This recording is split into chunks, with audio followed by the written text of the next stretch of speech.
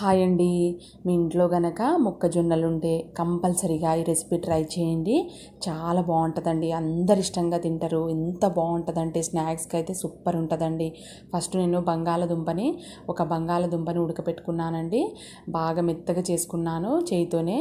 తర్వాత ఉడకబెట్టుకున్న ఈ మొక్కజొన్నను కూడా వేసేసానండి. అందులోనే కొత్తిమీర, అల్లం వెల్లుల్లి పేస్టు, కారము, తర్వాత ఉప్పు, ధనియాల పొడి, కార్న్ఫ్లోర్ వేస్తే క్రిస్పీగా చాలా వస్తుందండి. వీటిని అన్నిటినీ బాగా కలపాలండి. అలా కలిపితే అన్నీ మంచిగా కలిసిపోతుందండి. ఇలా చేయికి చిన్న చిన్న ఉండలుగా చేసి ఇలా చిన్నగా ఇలా ఒత్తుకోవాలండి. ఇలా ఒత్తుకున్న తర్వాత ఒక పెనం మీద ఆయిల్ పోసేసి 2 సైడ్స్ కాల్చుకొని తింటే చిన్నపిల్లలు కూడా ఇష్టంగా తింటారండి. స్నాక్స్కి అయితే సూపర్ కాంబినేషన్ అండి.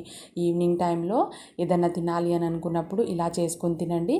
సూపర్ ఉంటుందండి. వీడియో నచ్చితే లైక్ చేసి సబ్స్క్రైబ్